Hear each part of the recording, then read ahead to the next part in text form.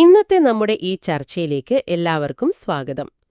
നമ്മൾ ഇന്ന് ശ്രദ്ധിക്കാൻ പോകുന്നത് നിങ്ങളുടെ കയ്യിലുള്ള ഫിനാൻഷ്യൽ റിപ്പോർട്ടിംഗ് സ്റ്റഡി മെറ്റീരിയലിലെ പ്രത്യേകിച്ച് IFRS 5-ലെ ഒരു പ്രധാന വിഷയമാണ്. വിൽപ്പനയ്ക്കായി നീക്കിവെച്ച സ്ഥിര ആസ്തികളും പിന്നെ നിർത്തലാക്കിയ പ്രവർത്തനങ്ങളും. Non current assets held for sale and discontinued operations. എന്തിനാണ് ഇതിന് ഇത്ര പ്രാധാന്യം അല്ലേ? നമ്മളൊരു കമ്പനിയുടെ റിപ്പോർട്ട് നോക്കുമ്പോൾ അവരുടെ സ്ഥിരം ബിസിനസ്സിൽ നിന്നുള്ള ലാഭം ഏതാണ്, ഇടയ്ക്ക് വരുന്ന ഈ പറയുന്ന ആസ്തി വിൽപ്പനയോ അല്ലെങ്കിൽ ഒരു യൂണിറ്റ് നിർത്തുമ്പോഴുള്ള ലാഭനഷ്ടമോ ഏതാണെന്ന് വേർതിരിച്ചറിയണം. അല്ലെങ്കിൽ ആ കമ്പനിയുടെ ശരിക്കുള്ള പ്രകടനം എന്താണെന്ന് നമുക്കൊരു തെറ്റായ ചിത്രം കിട്ടും.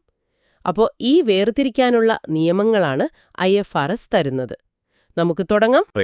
ഉപകാരപ്രദവുമാക്കാൻ സഹായിക്കുന്ന ഒന്നാണ് ഈ IFRS 5 സ്റ്റാൻഡേർഡ്. കമ്പനിയുടെ കണ്ടിന്യൂയിങ് ഓപ്പറേഷൻസും അല്ലാത്തവയും വേർതിരിച്ച് കാണിക്കാൻ സഹായിക്കുന്നുണ്ട്. ഇത് നിങ്ങളെപ്പോലുള്ളവർക്ക് ആ കമ്പനിയുടെ ഭാവി എങ്ങനെയായിരിക്കും എന്ന് വിലയിരുത്താൻ വളരെ സഹായകമാണ്. കാരണം ഈ ഒറ്റത്തവണത്തെ കാര്യങ്ങൾ മാറ്റി നിർത്തി സ്ഥിരമായ ബിസിനസ്സിൽ ശ്രദ്ധിക്കാൻ പറ്റുമല്ലോ. ശരി, അപ്പോൾ നമുക്ക് ആദ്യത്തെ ഭാഗം തന്നെ നോക്കാം. വിൽപ്പനയ്ക്കായി നീക്കിവെച്ച സ്ഥിര ആസ്തികൾ, അസറ്റ്സ് ഹെൽഡ് ഫോർ സെയിൽ. എപ്പോഴാണ് ഒരു അസറ്റിനെ നമ്മളിങ്ങനെ തരംതിരിക്കുന്നത്? ഞാൻ എൻ്റെ ഒരു പഴയ മെഷീൻ വിൽക്കാൻ തീരുമാനിച്ചാൽ ഉടനെ അത് ഹെൽഡ് ഫോർ സെയിൽ ആകുമോ? ഇല്ല, അത്ര എളുപ്പമല്ല. IFRS 5 അതിൻ്റെ പാരഗ്രാഫ് 6 പറയുന്നത് ഒരു അസറ്റിൻ്റെ മൂല്യം അല്ലെങ്കിൽ അതിൻ്റെ ക്യാരിയിങ് എമൗണ്ട് ഇനി റിക്കവർ ചെയ്യാൻ പോകുന്നത് അതിൻ്റെ ഉപയോഗത്തിലൂടെയല്ല, മറിച്ച് അതൊരു വിൽപ്പനയിലൂടെയാണ് എങ്കിൽ മാത്രമേ ഇതിലേക്ക് മാറ്റാൻ പറ്റൂ. അതിന് ചില സ്ട്രിക്റ്റ് ആയിട്ടുള്ള കണ്ടീഷൻസ് ഉണ്ട്. പാരഗ്രാഫ് 7-ലും 8-ലും അത് പറയുന്നുണ്ട്. ഒന്നാമതായിട്ട്, ആ അസറ്റ് അതിൻ്റെ ഇപ്പോഴത്തെ അവസ്ഥയിൽ വലിയ മാറ്റങ്ങളൊന്നും വരുത്താതെ ഉടനടി വിൽക്കാൻ റെഡിയായിരിക്കണം. രണ്ടാമതായി, ആ വിൽപ്പന നടക്കാൻ വളരെ സാധ്യതയുണ്ടായിരിക്കണം. വെറുതെ ഒരു സാധ്യത പോരാ, ഹൈലി പ്രോബബിൾ ആയിരിക്കണം. ഓക്കെ, ഈ ഹൈലി പ്രോബബിൾ എന്നതുകൊണ്ട് എന്താണ് കൃത്യമായി ഉദ്ദേശിക്കുന്നത്? നല്ല ചോദ്യമാണ്. അതിനർത്ഥം, ഒന്ന്, മാനേജ്മെന്റ് വെറുതെ ആലോചിച്ചാൽ പോരാ, ആ അസറ്റ് വിൽക്കാനുള്ളൊരു പ്ലാനിന് ശരിക്കും കമ്മിറ്റഡ് ആയിരിക്കണം. പിന്നെ വാങ്ങാൻ ആളെ കണ്ടുപിടിക്കാനായിട്ട് ഒരു സജീവമായ പരിപാടി തുടങ്ങിയിരിക്കണം. പരസ്യം കൊടുക്കുകയോ ബ്രോക്കർ വയ്ക്കുകയോ അങ്ങനെ എന്തെങ്കിലും. അടുത്തത്, ന്യായമായ വിലയ്ക്ക്, അതായത് ഇപ്പോഴത്തെ മാർക്കറ്റ് വിലയോട് അടുത്ത് നിൽക്കുന്നൊരു വിലയ്ക്ക് അത് മാർക്കറ്റ് ചെയ്യണം. വെറുതെ ഒരുപാട് കൂട്ടി വിലയിട്ടിട്ട് കാര്യമില്ല. ഏറ്റവും പ്രധാനപ്പെട്ട ഒരു കാര്യം, ഇങ്ങനെ ക്ലാസിഫൈ ചെയ്ത തീയതി മുതൽ 1 വർഷത്തിനുള്ളിൽ ഈ വിൽപ്പന നടക്കുമെന്ന് പ്രതീക്ഷിക്കണം. 1 വർഷത്തിനുള്ളിൽ തന്നെ അല്ലേ? അതെ. പിന്നെ ഈ പ്ലാനിൽ വലിയ മാറ്റങ്ങളൊന്നും വരാനോ അല്ലെങ്കിൽ മാനേജ്മെന്റ് ഇത് വേണ്ടെന്ന് വെക്കാനുള്ള സാധ്യത വളരെ കുറവായിരിക്കണം. ഇതെല്ലാം ഒത്തുവന്നാലേ ഹെൽഡ് ഫോർ സെയിൽ ആക്കാൻ പറ്റൂ എന്ന് കരുതുക. അങ്ങനെ ഹെൽഡ് ഫോർ സെയിലായി ക്ലാസിഫൈ ചെയ്താൽ പിന്നെ അതിന്റെ വാല്യുവേഷൻ അല്ലെങ്കിൽ മൂല്യം കണക്കാക്കുന്ന രീതി മാറുമോ? മാറും. അതാണിതിലെ പ്രധാനപ്പെട്ട ഒരു കാര്യം. സാധാരണ നമ്മൾ നോൺ കറന്റ് അസറ്റ്സ്, കോസ്റ്റ് കുറയ്ക്കണം, ഡിപ്രീസിയേഷൻ അല്ലെങ്കിൽ റീവാലുവേഷൻ മോഡലൊക്കെയാണല്ലോ. പക്ഷേ ഹെൽഡ് ഫോർ സെയിലായാൽ IFRS 5 പാരഗ്രാഫ് 15 പറയുന്നത് ആ അസറ്റിനെ അളക്കേണ്ടത് 2 കുറഞ്ഞതിലാണ്. അതായത് അതിൻ്റെ ക്യാരിയിങ് എമൗണ്ടും അല്ലെങ്കിൽ ബുക്ക് വാല്യൂവും പിന്നെ fair value less cost to sell, അതായത് ന്യായമായ വിപണി വിലയിൽ നിന്ന് അത് വിൽക്കാനുള്ള ചിലവുകൾ കുറച്ച തുക. ഇത് രണ്ടും താരതമ്യം ചെയ്യുക. ഇതിലേതാണോ കുറവ് ആ തുകയിലേക്ക് അസറ്റിന്റെ വാല്യൂ മാറ്റണം. മനസ്സിലായി. അപ്പോ ബുക്കിലുള്ള വിലയേക്കാൾ കുറവാണ് വിറ്റാൽ കിട്ടുന്ന തുക ചിലവ് കഴിച്ച് എങ്കിൽ ആ നഷ്ടം തന്നെ റെക്കഗ്നൈസ് ചെയ്യണം എന്നർത്ഥം. കൃത്യമായി. ഒരു ഇംപെയർമെന്റ് ലോസ് പോലെ വരും.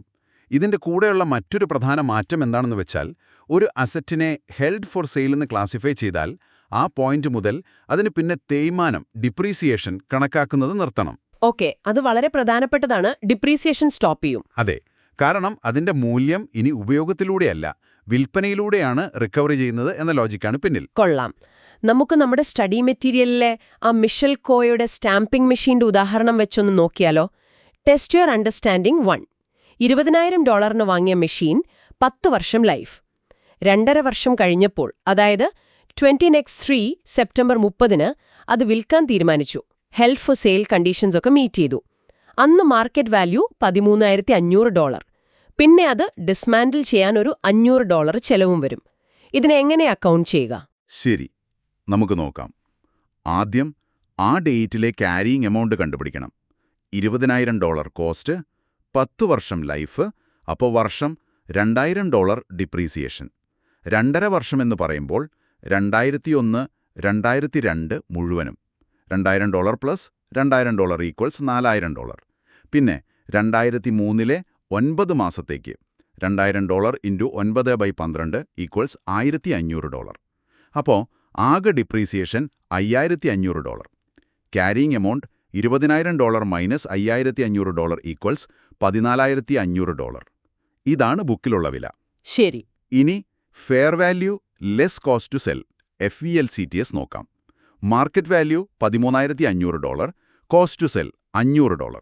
അപ്പോൾ FVLCTS equals $13,500 minus $500 equals $13,000. Okay. ഇപ്പോൾ നമ്മൾ താരതമ്യം ചെയ്യേണ്ടത് ക്യാരിയിങ് എമൗണ്ട് $14,500 FVLCTS $13,000. ഇതിൽ കുറഞ്ഞത് ഏതാണ്? $13,000. അതെ. അപ്പോൾ ആ മെഷീൻ ഇനി ബാലൻസ് ഷീറ്റിൽ കാണിക്കേണ്ടത് $13,000 ഈ വ്യത്യാസം, അതായത് $14,500 മൈനസ് $13,000 ഈക്വൽസ് $1,500, അതൊരു ഇമ്പയർമെന്റ് ലോസ് ആയിട്ട് ലാഭനഷ്ടക്കണക്കിൽ P&Lൽ കാണിക്കണം.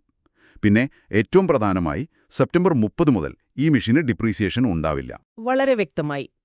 അപ്പോൾ ഈ 13,000 കാണിക്കുന്ന അസറ്റ് ബാലൻസ് ഷീറ്റിൽ എവിടെ വരും? സാധാരണ നോൺ കറന്റ് അസറ്റ്സിന്റെ കൂടെയാണോ? അല്ലല്ല, അവിടെയും വ്യത്യാസമുണ്ട്. IFRS 5 പാരഗ്രാഫ് 38 പറയുന്നത് ഹെൽഡ് ഫോർ സെയിലായി ക്ലാസിഫൈ ചെയ്ത അസറ്റുകളെ ചിലപ്പോൾ ഒന്നിലധികം അസറ്റുകൾ ഒരുമിച്ച് വിൽക്കാം, അതിനെ ഡിസ്പോസൽ ഗ്രൂപ്പ് എന്ന് പറയും, ബാലൻസ് ഷീറ്റിൽ വേറിട്ട് കാണിക്കണം എന്നാണ്. സാധാരണയായിട്ട് ഇതിനെ കറന്റ് അസറ്റ്സ് എന്ന വിഭാഗത്തിലാണ് പെടുത്തുന്നത്. ഓ, കറന്റ് അസറ്റ്സിലോ? എന്താ കാരണം? കാരണം നമ്മൾ നേരത്തെ പറഞ്ഞില്ലേ, 1 വർഷത്തിനുള്ളിൽ വിൽക്കുമെന്ന് പ്രതീക്ഷിക്കുന്നു എന്ന്. കറന്റ് അസറ്റ്സ് എന്ന് പറഞ്ഞാൽ സാധാരണ 1 വർഷത്തിനുള്ളിൽ ക്യാഷായി മാറുന്നവയാണല്ലോ. അപ്പോൾ ആ ലോജിക് വെച്ചിട്ടാണ്. ഇത് ഇൻവെസ്റ്റേഴ്സിന് പെട്ടെന്ന് മനസ്സിലാക്കാൻ സഹായിക്കും ഏതൊക്കെ അസറ്റാണ് കമ്പനി ഉടനെ വിൽക്കാൻ വെച്ചിരിക്കുന്നത് എന്ന്. ശരി ശരി. അപ്പോ ഹെൽഡ് ഫോർ സെയിൽ അസറ്റ്സിന്റെ കാര്യങ്ങൾ ഏറെക്കുറെ വ്യക്തമായി. ഇനി നമുക്ക് അടുത്ത പ്രധാന വിഷയത്തിലേക്ക് കടക്കാം. നിർത്തലാക്കിയ പ്രവർത്തനങ്ങൾ, ഡിസ്കണ്ടിന്യൂഡ് ഓപ്പറേഷൻസ്. പേര് കേൾക്കുമ്പോൾ തന്നെ ഇതൊരു സിംഗിൾ അസറ്റ് വിൽക്കുന്നതിനേക്കാൾ വലിയൊരു കാര്യമാണെന്ന് തോന്നുന്നുണ്ടല്ലോ. അതെ, തീർച്ചയായും. ഒരു ഡിസ്കണ്ടിന്യൂഡ് ഓപ്പറേഷൻ എന്ന് IFRS 5 പാരഗ്രാഫ് 32 നിർവചിക്കുന്നത് ഒരു സ്ഥാപനത്തിന്റെ ഒരു ഘടകത്തെയാണ്, കോമ്പോണന്റ് ഓഫ് എൻ എൻറ്റിറ്റി. വെറുമൊരു അസറ്റല്ല, ഒരു ഘടകം.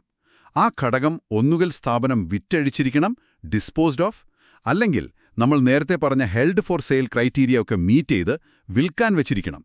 ഇതുമാത്രം പോരാ, അതോടൊപ്പം ഈ ഘടകം താഴെ പറയുന്ന ഏതെങ്കിലും ഒന്നായിരിക്കണം. ഒന്നുകിൽ അതൊരു പ്രധാനപ്പെട്ടതും വേറിട്ട് നിൽക്കുന്നതുമായ ബിസിനസ് ലൈനായിരിക്കണം, അല്ലെങ്കിൽ ഒരു പ്രധാനപ്പെട്ട ഭൂമിശാസ്ത്രപരമായ പ്രവർത്തന മേഖലയായിരിക്കണം. ഉദാഹരണത്തിന് ഒരു വലിയ കമ്പനി അവരുടെ പല ബിസിനസ്സുകളിൽ ഒരു പ്രധാനപ്പെട്ട ബിസിനസ് ലൈൻ, ഉദാഹരണത്തിന് ടെക്സ്റ്റൈൽസ് ഡിവിഷൻ, മുഴുവനായി നിർത്തുന്നു. അല്ലെങ്കിൽ ഒരു മൾട്ടിനാഷണൽ കമ്പനി ഒരു പ്രത്യേക രാജ്യത്തെ, യൂറോപ്പിലെ മൊത്തം ഓപ്പറേഷൻസ് നിർത്തുന്നു. ഇതൊക്കെയാവാം. അല്ലെങ്കിൽ ഇങ്ങനെ ഒരു പ്രധാന ലൈനോ ഏരിയയോ വിൽക്കാനുള്ള ഒരു ഏകീകൃത പദ്ധതിയുടെ ഭാഗമായിരിക്കണം ഈ ഘടകം. അതുമല്ലെങ്കിൽ ചിലപ്പോൾ ഒരു കമ്പനി മറ്റൊരു കമ്പനിയെ സബ്സിഡിയറി വാങ്ങുന്നത് തന്നെ പെട്ടെന്ന് മറിച്ചു വിൽക്കാൻ വേണ്ടിയായിരിക്കാം. അങ്ങനെയുള്ള സബ്സിഡിയറിയും ഡിസ്കണ്ടിന്യൂഡ് ഓപ്പറേഷനാകാം. ഇതിലെ പ്രധാന ആശയം എന്താണെന്ന് വെച്ചാൽ, ഈ നിർത്തുന്ന ഭാഗം കമ്പനിയുടെ ബാക്കി തുടരുന്ന ഓപ്പറേഷൻസിൽ നിന്ന് ഓപ്പറേഷണലിയും ഫിനാൻഷ്യൽ റിപ്പോർട്ടിങ്ങിനും വേണ്ടി വേർതിരിച്ച് കാണിക്കാൻ പറ്റുന്ന ഒന്നായിരിക്കണം. മനസ്സിലായി. ഈ വേർതിരിക്കാൻ പറ്റണമെന്നത് പ്രധാനമാണ്. പക്ഷേ എന്തിനാണിതിനെ ഇങ്ങനെ പ്രത്യേകം ഹൈലൈറ്റ് ചെയ്ത് കാണിക്കുന്നത്? അതും ലാഭനഷ്ട കണക്കിലൊക്കെ. എന്താണ് അതിന്റെ ആവശ്യം? പ്രധാനമായും സുതാര്യതയും പിന്നെ ആ റിപ്പോർട്ടിന്റെ പ്രെഡിക്റ്റീവ് വാല്യൂ കൂട്ടാനുമാണ്. നിങ്ങളൊരു ഇൻവെസ്റ്റർ ആണെന്ന് കരുതുക. ഒരു കമ്പനിയുടെ റിപ്പോർട്ട് നോക്കുമ്പോൾ അവരുടെ സ്ഥിരം ബിസിനസ്സിൽ നിന്ന് എത്ര ലാഭം കിട്ടി, അവർ നിർത്താൻ പോകുന്നൊരു ഭാഗം കാരണം എത്ര ലാഭം നഷ്ടമുണ്ടായി എന്ന് വേർതിരിച്ചറിഞ്ഞാൽ ആ കമ്പനിയുടെ ഭാവിയിലെ പ്രകടനം ഊഹിക്കാനത് കൂടുതൽ സഹായകമാവില്ലേ? ശരിയാണ്. നിർത്താൻ പോകുന്ന ഭാഗം നാളത്തെ ലാഭത്തെ ബാധിക്കില്ലല്ലോ. അതെ. തുടരുന്ന പ്രവർത്തനങ്ങളെ അടിസ്ഥാനമാക്കി നിങ്ങൾക്ക് കൂടുതൽ നല്ലൊരു പ്രവചനം നടത്താൻ പറ്റും. IFRS 5 പാരഗ്രാഫ് 33-ൽ ഇത് പറയുന്നുണ്ട്. സ്റ്റേറ്റ്മെന്റുകളുടെ പ്രെഡിക്റ്റീവ് വാല്യൂ കൂട്ടുക എന്നതാണ് ലക്ഷ്യം. ഓക്കെ.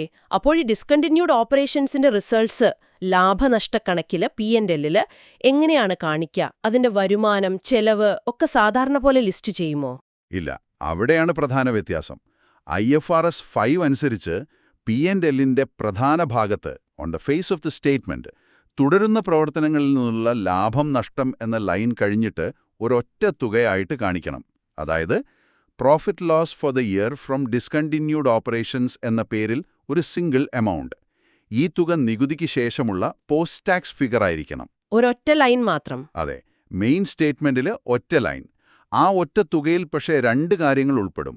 ഒന്ന്, ആ വർഷം ആ ഡിസ്കണ്ടിന്യൂഡ് ഓപ്പറേഷൻ നടത്തിയതിലൂടെ ഉണ്ടായ ലാഭം അല്ലെങ്കിൽ നഷ്ടം, അതിന്റെ ട്രേഡിംഗ് റിസൾട്ട്. രണ്ട്, അതിലെ അസറ്റുകൾ വിറ്റപ്പോൾ അല്ലെങ്കിൽ അതിനെ FVLCTSലേക്ക് മാറ്റിയപ്പോൾ ഉണ്ടായ ലാഭം അല്ലെങ്കിൽ നഷ്ടം. ഇത് രണ്ടും കൂട്ടി അതിന്റെ നികുതി എഫക്റ്റും കൺസിഡർ ചെയ്തിട്ടുള്ള ഫൈനൽ തുകയാണ് ആ സിംഗിൾ ലൈനിൽ വരുന്നത്. ഓക്കെ. അപ്പോൾ ഒരു സമ്മറി ഫിഗറാണ് മെയിൻ സ്റ്റേറ്റ്മെന്റിൽ. അപ്പോൾ ഈ നിർത്തലാക്കിയ ഭാഗത്തിന്റെ വിശദമായ കണക്കുകൾ, അതിന് എത്ര വരുമാനം കിട്ടി, എന്തൊക്കെയായിരുന്നു പ്രധാന ചിലവുകൾ, അതൊക്കെ എവിടെ കിട്ടും? അതെല്ലാം ഫിനാൻഷ്യൽ സ്റ്റേറ്റ്മെന്റ്സിന്റെ കൂടെയുള്ള കുറിപ്പുകളിൽ നോട്ട്സ് കൊടുക്കണം.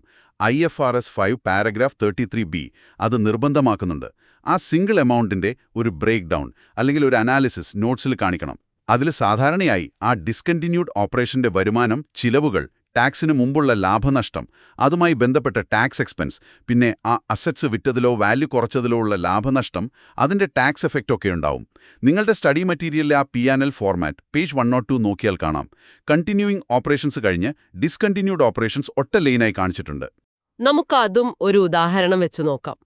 ആ saint valentine company, test your understanding 2, അവർ കാർഡും റോസാപ്പൂവും വിൽക്കുന്നു. മാർച്ച് 20XX അവസാനിച്ച വർഷം അവർ റോസാപ്പൂ ബിസിനസ് നിർത്തി. അതുമായി ബന്ധപ്പെട്ട് കുറെ കണക്കുകൾ കൊടുത്തിട്ടുണ്ട്. റോസാപ്പൂവിന്റെ ആ വർഷത്തെ വരുമാനം 320K, cost of sales 150K, distribution 90K, admin 110K, പിന്നെ അസറ്റ് വിറ്റപ്പോൾ 76K നഷ്ടം, സ്റ്റാഫിനെ പിരിച്ചുവിടാൻ 37K ചിലവ്. ഇതിനെ എങ്ങനെ അവതരിപ്പിക്കും? ശരി, ഇവിടെ റോസാപ്പൂ ബിസിനസ് കാർഡ് ബിസിനസ്സിൽ നിന്ന് വേറിട്ട് നിൽക്കുന്ന ഒരു പ്രധാനപ്പെട്ട ഭാഗമായി കണക്കാക്കാം. അത് അവർ നിർത്തുകയും ചെയ്തു. അപ്പോൾ ഇത് ഡിസ്കണ്ടിന്യൂഡ് ഓപ്പറേഷൻ എന്ന നിർവചനം പാലിക്കുന്നുണ്ട്. അപ്പോൾ നമ്മൾ ചെയ്യേണ്ടത് ഈ റോസാപ്പൂ ബിസിനസ്സുമായി ബന്ധപ്പെട്ട എല്ലാ വരവും ചെലവും നഷ്ടവും ഒരുമിച്ച് കൂട്ടണം. എന്നിട്ട് അതിന്റെ ടാക്സ് കഴിച്ചുള്ള നെറ്റ് എമൗണ്ട് P&Lൽ ഒറ്റ ലൈനായി കാണിക്കണം. നമുക്ക് ആ കണക്കുകളൊന്ന് കൂട്ടി നോക്കാം. ഇവിടെ ടാക്സ് തന്നിട്ടില്ല, അപ്പോൾ ടാക്സിന് മുമ്പുള്ള കണക്ക് നോക്കാം. ആദ്യം അതിന്റെ ട്രേഡിംഗ് റിസൾട്ട്. വരുമാനം 320K, COGS 150K, distribution 90K, admin 110K, is equal to 320 is equal to -30K. അതായത് $30,000 ട്രേഡിംഗ് ലോസ്. ഇനി ഡിസ്പോസലുമായി ബന്ധപ്പെട്ട കാര്യങ്ങൾ. അസറ്റ് വിട്ട നഷ്ടം $76,000, റിഡൻഡൻസി കോസ്റ്റ് $37,000. ഇനി ഡിസ്പോസലുമായി ബന്ധപ്പെട്ട കാര്യങ്ങൾ. അപ്പോൾ total loss pre tax is equal to $30,000 plus $76,000 plus $37,000 is equal to $143,000. $143,000 നഷ്ടം. അതെ, ഈ 143,000 രൂപ നഷ്ടമായിരിക്കും ടാക്സ് ഇല്ലാത്തതുകൊണ്ട് P&Lൽ loss for the year from discontinued operations എന്ന് ഒറ്റ ലൈനായി കാണിക്കുന്നത്. നിങ്ങളുടെ ഉത്തരത്തിൽ പേജ് 109 ഇത് കാണിച്ചിട്ടുണ്ട്. ഇതിന്റെ വിശദാംശങ്ങൾ, അതായത് വരുമാനം 320K, ഓരോ ചെലവുകളും, disposal loss 76K, redundancy 37K ഒക്കെ നോട്ട്സിൽ പേജ് 110 നോട്ട് നോക്കുക കാണിക്കും. ആ, ശരിയാണ്. ഇത് കാണുമ്പോൾ മൊത്തം റിപ്പോർട്ട് വായിക്കുന്ന ഒരാൾക്ക് പെട്ടെന്ന് മനസ്സിലാവും. ഈ 143,000 രൂപ നഷ്ടം കമ്പനിയുടെ സ്ഥിരം ബിസിനസ്സായ കാർഡ് വിൽപ്പനയുടെ ഭാഗമല്ല, അത് നിർത്തിപ്പോയ റോസാപ്പൂവിൽ നിന്നാണെന്ന്. വളരെ യൂസ്ഫുള്ളാണ്. ഇനി ഒരു സംശയം. നമ്മുടെ മെറ്റീരിയലിലെ ആ മഡേറ കമ്പനിയുടെ ഉദാഹരണങ്ങൾ വെച്ചിട്ടാണ് പേജ് 106 ചോദ്യം 7. അവരുടെ ഒരു ഡിവിഷൻ നഷ്ടത്തിലാണ്. അടുത്ത വർഷം അത് അടച്ചുപൂട്ടാൻ അവർക്ക് പ്ലാനുണ്ട്. പക്ഷെ ഇതുവരെ അതിനെ മാർക്കറ്റ് ചെയ്യാനോ വിൽക്കാനുള്ള നടപടികളൊന്നും തുടങ്ങിയിട്ടില്ല. ഇതിനെ ഹെൽഡ് ഫോർ സെയിൽ എന്നോ ഡിസ്കണ്ടിന്യൂഡ് എന്നോ പറയാൻ പറ്റുമോ? സാധ്യത കുറവാണ്. ഹെൽഡ് ഫോർ സെയിൽ ആകണമെങ്കിൽ നമ്മൾ നേരത്തെ പറഞ്ഞ കണ്ടീഷൻസ് ഒക്കെ മീറ്റ് ചെയ്യണം. ഉടനടി വിൽപ്പണിക്ക് റെഡിയായിരിക്കണം, സജീവമായി മാർക്കറ്റ് ചെയ്യണം, 1 വർഷത്തിനുള്ളിൽ വിൽക്കണം. ഇവിടെ അതൊന്നും ആയിട്ടില്ല, വെറുതെ പ്ലാൻ ഉണ്ടെന്ന് മാത്രം. ഇനി ഡിസ്കണ്ടിന്യൂഡ് ഓപ്പറേഷൻ ആകണമെങ്കിൽ അതൊരു മേജർ ലൈൻ ഓഫ് ബിസിനസ്സോ ജിയോഗ്രാഫിക്കൽ ഏരിയയോയാകണം, അത് വിൽക്കുകയോ അല്ലെങ്കിൽ ഹെൽഡ് ഫോർ സെയിലായി ക്ലാസിഫൈ ചെയ്യുകയോ വേണം. ഇവിടെ അടച്ചുപൂട്ടാൻ പ്ലാൻ മാത്രമേ ഉള്ളൂ. ഡിസ്പോസ് ചെയ്തിട്ടുമില്ല, ഹെൽഡ് ഫോർ സെയിലായിട്ടുമില്ല. അപ്പോൾ അതുമാവില്ല. അതാണ് ഉത്തരം നൈദർ എന്ന് വരുന്നത്. ശരി. ഇനി അതേ കമ്പനിയുടെ ഒരു ഫാക്ടറി അത് വർഷാവസാനം നല്ല വിലയ്ക്ക് ആക്റ്റീവായി മാർക്കറ്റ് ചെയ്യുന്നുണ്ട്. അത് വ്യത്യാസമുണ്ട്. ആക്റ്റീവായി മാർക്കറ്റ് ചെയ്യുന്നു, ന്യായമായ വിലയാണ്, ഒരു വർഷത്തിനുള്ളിൽ വിൽക്കുമെന്ന് കരുതുന്നു, മാനേജ്മെന്റ് കമ്മിറ്റഡ് ആണ്, ഈ കണ്ടീഷൻസ് ഒക്കെ മീറ്റ് ചെയ്യുന്നുണ്ടെങ്കിൽ ആ ഫാക്ടറിയെ തീർച്ചയായും അസറ്റ് ഹെൽഡ് ഫോർ സെയിൽ എന്ന് ക്ലാസിഫൈ ചെയ്യണം. അത് ഡിസ്കണ്ടിന്യൂഡ് ഓപ്പറേഷൻ ആകുമോ? ആകണമെന്നില്ല. ആ ഫാക്ടറി വിൽക്കുന്നത് കമ്പനിയുടെ ഒരു പ്രധാന ബിസിനസ് ലൈൻ നിർത്തുന്നതിന്റെ ഭാഗമാണെങ്കിൽ മാത്രമേ അത് ഡിസ്കണ്ടിന്യൂഡ് ഓപ്പറേഷൻ ആകൂ. അല്ലെങ്കിൽ അതൊരു സാധാരണ അസറ്റ് ഹെൽഡ് ഫോർ സെയിൽ മാത്രമാണ്. ഓക്കെ, അപ്പോ ഹെൽഡ് ഫോർ സെയിൽ ആയതുകൊണ്ട് മാത്രം ഡിസ്കണ്ടിന്യൂഡ് ആകില്ല. മനസ്സിലായി. അവസാനത്തെ ഉദാഹരണം, മഡേറയുടെ ഒരു സ്പെഷ്യലൈസ്ഡ് പ്ലാന്റ് അത് പൊളിച്ചു മാറ്റിയതിന് ശേഷം മാത്രമേ വിൽക്കാൻ പറ്റൂ എന്നാണ്. അവിടെ ഹെൽഡ് ഫോർ സെയിലിന്റെ ആദ്യത്തെ കണ്ടീഷൻ തന്നെ തെറ്റുകയാണ്. എന്തായിരുന്നു കണ്ടീഷൻ? അസറ്റ് അതിന്റെ ഇപ്പോഴത്തെ അവസ്ഥയിൽ, ഇൻ ഇറ്റ്സ് പ്രസന്റ് കണ്ടീഷൻ, വിൽക്കാൻ റെഡിയായിരിക്കണം. ഇത് പൊളിച്ചു മാറ്റണമെന്ന് പറഞ്ഞാൽ അത് ഇപ്പോഴത്തെ അവസ്ഥയിൽ റെഡിയല്ല.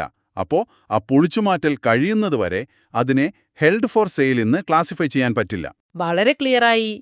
ഈ ഉദാഹരണങ്ങൾ ആ നിയമങ്ങൾ എങ്ങനെ പ്രവർത്തിക്കുന്നു എന്ന് മനസ്സിലാക്കാൻ സഹായിച്ചു. അപ്പോൾ നമുക്ക് ഇന്നത്തെ ചർച്ച ഒന്ന് ചുരുക്കാം.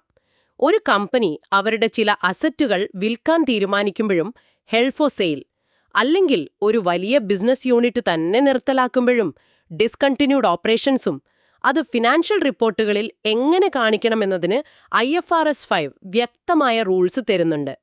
പ്രധാനമായി ഓർത്തിരിക്കേണ്ടത്, ഹെൽഡ് ഫോർ സെയിൽ ആയാൽ ഡിപ്രീസിയേഷൻ നിർത്തും, value lower of carrying amount and FVLCTSലേക്ക് മാറ്റും, ബാലൻസ് ഷീറ്റിൽ കറണ്ട് അസറ്റായിട്ട് വേറെ കാണിക്കും. ഡിസ്കണ്ടിന്യൂഡ് ഓപ്പറേഷൻസ് ആണെങ്കിൽ അതിന്റെ നെറ്റ് റിസൾട്ട് പോസ്റ്റ് ടാക്സ് P&Lൽ ഒറ്റ ലൈനായി കാണിക്കും, ഡീറ്റെയിൽസ് നോട്ട്സിലും കൊടുക്കും. ഇതെല്ലാം എന്തിനാണെന്ന് വെച്ചാൽ കമ്പനിയുടെ തുടരുന്ന പ്രവർത്തനങ്ങളുടെ ചിത്രം വ്യക്തമായി കിട്ടാനാണ്. അതെ, ഏറ്റവും പ്രധാനം അതാണ്. സുതാര്യത. ഈ റിപ്പോർട്ടുകൾ ഉപയോഗിക്കുന്ന നിങ്ങൾക്ക് കമ്പനിയുടെ സ്ഥിരമായ ബിസിനസ്സിൽ നിന്നും അല്ലാത്തവയിൽ നിന്നുമുള്ള റിസൾട്ട്സ് വേർതിരിച്ചറിയാൻ പറ്റണം. പക്ഷെ ഒന്നോർക്കണം, ഈ ക്ലാസിഫിക്കേഷനുള്ള കണ്ടീഷൻസൊക്കെ വളരെ സ്ട്രിക്റ്റ് ആണ്. കമ്പനി എന്തെങ്കിലും വിൽക്കാൻ ഉദ്ദേശിക്കുന്നു എന്ന് പറഞ്ഞാൽ മാത്രം പോരാ, ആ പറഞ്ഞ കണ്ടീഷൻസൊക്കെ കറക്റ്റായിട്ട് മീറ്റ് ചെയ്യണം. അപ്പോ നിങ്ങളൊരു ഇൻവെസ്റ്ററോ അനലിസ്റ്റോ അല്ലെങ്കിൽ ഒരു കമ്പനിയുടെ സാമ്പത്തിക സ്ഥിതി പഠിക്കുന്ന ആളോ ആണെങ്കിൽ ഈ വേർതിരിവ് നിങ്ങളുടെ അനാലിസിസിനെ എങ്ങനെയാണ് ബെറ്റർ ആക്കുന്നത്? വളരെ ലളിതമാണ്.